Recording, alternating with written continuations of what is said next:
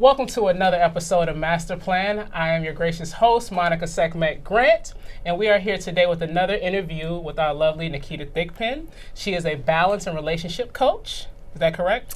Close. Balance and relationship advisor. Advisor. So let's just dig on in here. Tell us about the work that you do.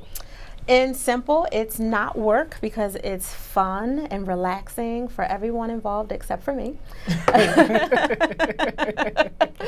We'll get into that. Right, we'll get into that. So I'm an author, I'm a speaker, I'm a podcast host, and when I have time, I rock my other hat as CEO. I'm pretty much unapologetically passionate about everything I do, empowering women in business and men, a few brave men, who are really struggling with outdated norms and limitations that are stifling their dreams because it's connected and anchored in shame. Anchored in shame. Tell me about that. Well, think about it. So before you got into entrepreneurship, you worked in a more traditional job, right? And when you're in those traditional jobs, most people, whether it's corporate, nonprofit, whatever that traditional outlook is, they come from this space of, I can't wait to get out because getting out on the other side is so much better. Right. And when they're stuck in this 9 to 5, they're constantly limited by, the pay isn't enough, the retention programs, the engagement program isn't enough, everything is wrong here. Then they go into entrepreneurship, and because they may not be surrounded by the right people, they're stuck in this space of not being taken seriously, of not believing that they can do it, and wanting to get back into those corporations, not to work for them, but to work with them. And there's this shame of, can you really do it on your own? Right. Can you do it without the hypocrisy of saying, I need, a big company like, I'll just make up a name, a Comcast or Verizon to be my golden ticket? Because if I'm working with a lot of boutique mom and pops, which typically are referrals from your family and friends, like anything, not just MLMs, but anything, it comes from this space of, well, that's not a real job, that's a hobby. Right. So they have this shame of not only not being taken seriously by their friends and family, but sometimes by their partners, their loved ones, their children if they have them, because now we can't go on vacation, now we can't have our normal lifestyle because everything's into the business, and there's this big hidden shame around it. Right. One thing that we focus on are first generation entrepreneurs, and so a lot of first generation entrepreneurs deal with that. The family doesn't take them serious. You're not working. You need to go get a real job. How do you advise somebody to deal with those challenges? Well, first is dealing with what your expectation is around it, right? Okay. We have our own expectation of what we think life on the outside of that traditional structure is going to be. So it's almost like being in prison, depending on how you see yourself in those traditional jobs. Well, I can't wait to get out. When I'm on the other side, my life is going to be so much better. Right. And just like someone in prison, when they get out, life is not exactly what you think it's going to be. That's true. People are not waiting with open arms, hugs, and kisses to welcome you in to you not being able to contribute to society, whatever that society, culture, community, family structure is, the way you used to, maybe before you went into that system or whatever, hypothetically. So when you come into this space and you have family, friends, or foe, because there's a lot of haters out there who are constantly saying, let this ride out in a year, give her 6 months, give him, 4 months, whatever. It'll die out. You're also dealing with, what was your expectation? Did you think you was going to come out and make $1 million? Did you think you were going to land, 5 big accounts and be able to buy a new house in a year? Or did you understand that this was a marathon and not a sprint? What was your relationship to your own vision? Did you set expectations that were unattainable and unrealistic? Not that you can't have this miraculous 5-month, amazing progress, but that's not the normal. And although most of us as entrepreneurs say, well, we're not normal, so you're not supposed to expect it, you still want to be realistic with life and things happening. Death, dying, funerals, weddings, babies, divorces. There's lots of unexpected things that happen in any lifetime, but especially as an entrepreneur, because there's a heaviness to it. So I usually coach people through the process of, where do you sit with where you want to go? Are you trying to make $2,000 this month? That's pretty reasonable. If you come out saying, when I quit my job on Monday, I'm going to make $5,000 by next Friday, that's probably not something, one, you need to back up, all the way. What did you do to get there? But also looking at, what are you going to do to maintain everything that you're asking for? You're asking for all of this success and all of these clients, but are you structured for that? Do you have systems and processes in place? Can you handle taking on 20 new clients this week? But that's how much, because of your pricing and your packaging, that's how many clients you would need to have that lifestyle. But you're not even literally pun intended, you're not balanced enough to be able to manage that. Right. So we back up and look at their mindset before we attack their methods. Okay.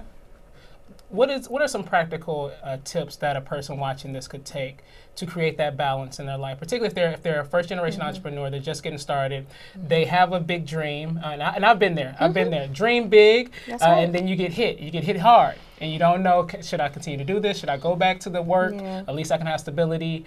What are some practical tips that you can give to a new entrepreneur to take those steps to have a marathon versus a sprint?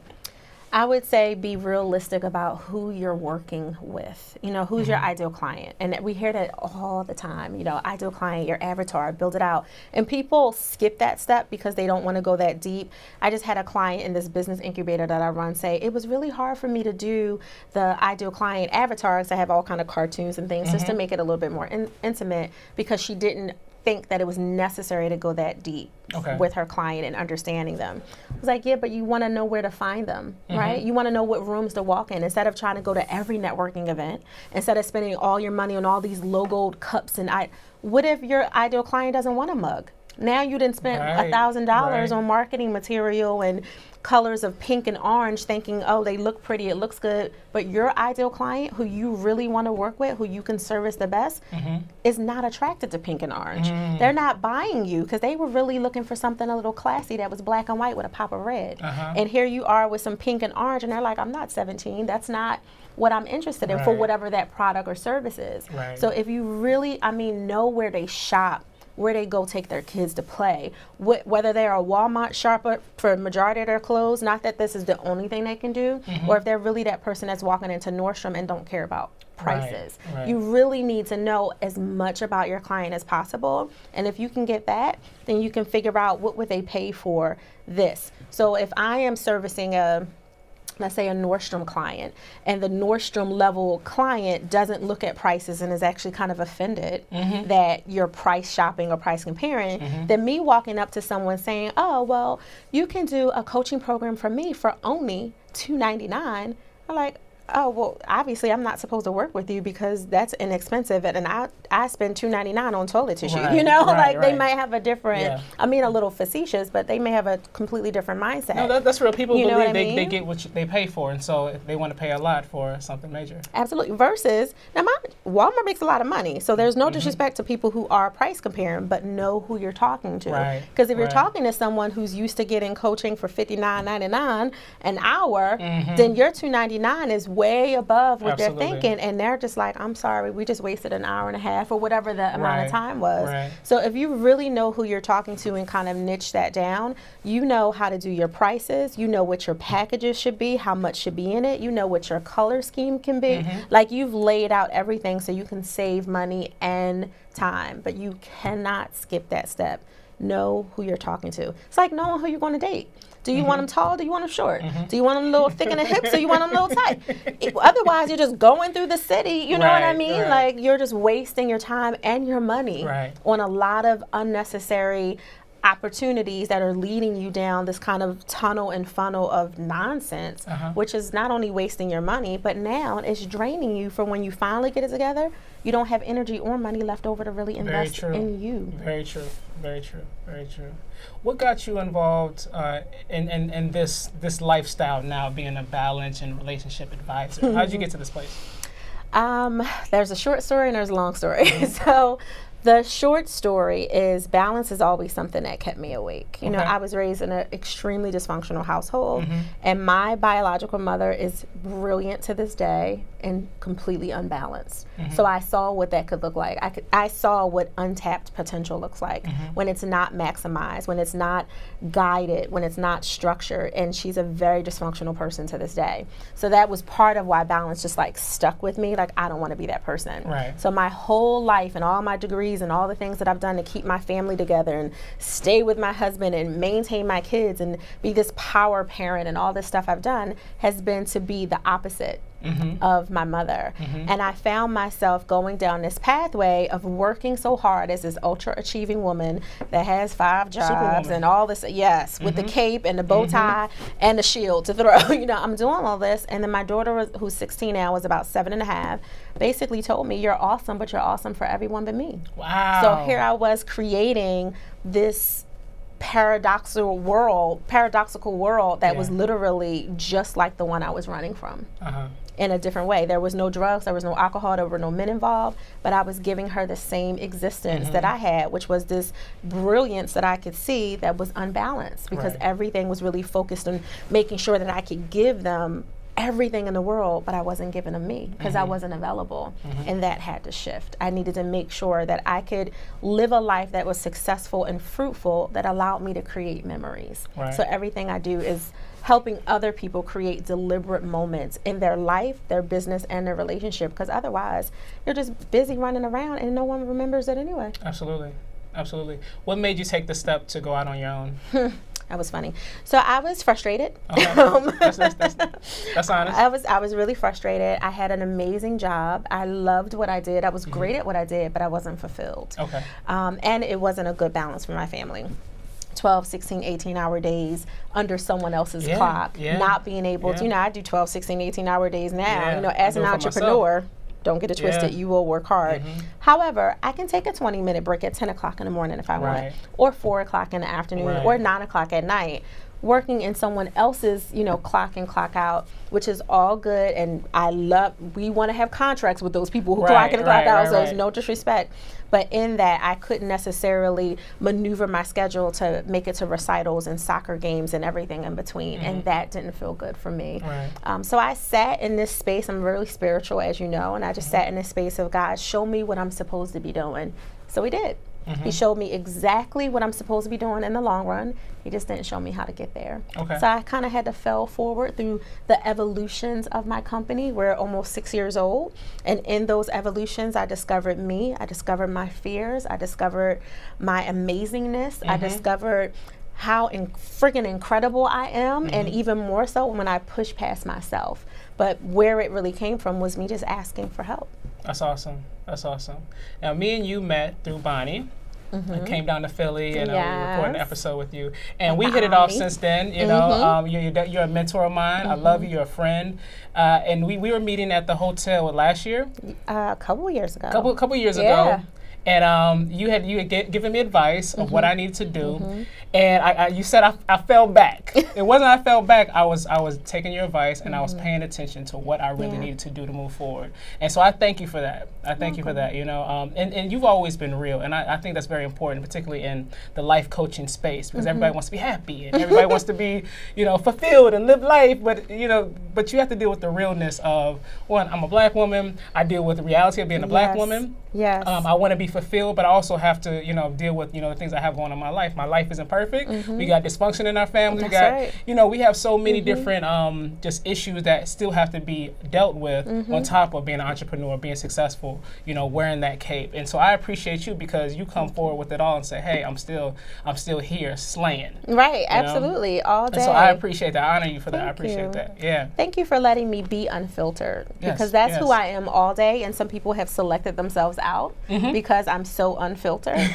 And I'm okay with that. You attract by repelling, right? You attract the right people by repelling. And I think that you taking that time for yourself was you allowing people to self-select out as well, because that allowed you to kind of come into your own incubator and space and really see, what does Monica want? What does Monica deserve? Where is Monica going? And you will evolve and grow and rebrand and reprocess throughout the millennial that you're blessed to be here for. But it doesn't change that you are setting yourself up to be in this space of always being true to who you are right now. Right, and I appreciate that. So, this show is definitely for first generation entrepreneurs, but I use it for myself. So I appreciate that. Listen, Linda. No. Linda. honey, don't get me started. Now tell the audience, one, how they can find you, but also how they can participate in in your movement? Sure. I would say the easiest thing in the world to do is to listen to the podcast. So we have Balance Boldly podcast, which is literally a campaign to shake the shame that we've just been talking about, everything that's holding you back in your business and personal growth life. That's on iTunes, Balance Boldly. Anywhere, iTunes, Google Play, if you got a podcatcher, you can catch it. It's good. I listen to it. It's good. Thank you. And when you listen to that, it literally kind of directs you to where to go after. Okay. The place on social media that I prefer to engage personally is Instagram and Twitter. That's where I play the most. My husband hates when I say that. Like, don't tell people you play on social media. They might think you're doing some Instagram. hashtag something else. You know, what you mean shake the shade? From what inhibitions? What are you shaking? Right, what are you shaking? But I do love to engage on Twitter and IG, and I think because of the way the flow is, and you just use that hashtag shake the shame and I'll find you for sure, or Balance Boldly, either way. But we're Balance Boldly on every social media that you can think of, from LinkedIn to Facebook and on and on. But our website, if you're interested in a program specifically, a business incubator, a business accelerator, anything where entrepreneurs need to come together and get it together, truly, and I mean that across business, personal, and relationship space, go to thigpro.com. Thigpro.com. Yes. What about cupcakes? Oh, this will air for Manhattan audience. Yeah. So Coaching and Cupcakes, we have our flagship in New York in Midtown Manhattan, which started earlier this year for 2017, and it's literally a pop-up that we plan to have in every city we can possibly get it in, morning, noon, and night. Coaching and Cupcakes is really a pop-up mastermind that has like a peer advisory feel, where other experts that are stronger and smarter than me are coming together to really help each other grow. And it's only about 60 to 75 minutes, so it's meant to truly be a drop-in coaching kind of mastermind experience, because we want to respect your time. Everyone we attract is crazy productive, not just busy. They're doing great things, and it's a teaser, it's a lead-in for our company, because when they come and they get great things, if you want more from us, you know how to go through the flow. And if you want something from someone who is also amazing in the room, you've also made really quality connections. It's a great opportunity to surround yourself by really great people that are doing good work in Manhattan, as well as Philadelphia and other places in the country. So you're pop up and get a cupcake and some coaching along the way. Well, thank you so much, Naketa, for being on the show. I'm just very grateful to have you in my life.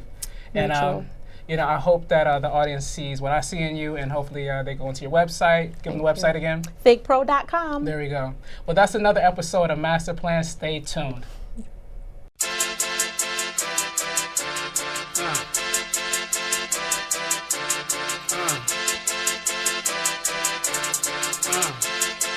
Listen, yo, I'm living my life and everything ain't always good, but I'm doing what I want, cause I'm the boss and I'm gonna do it. Yo, I'm living my life. It's a race against the clock. I'm MJ.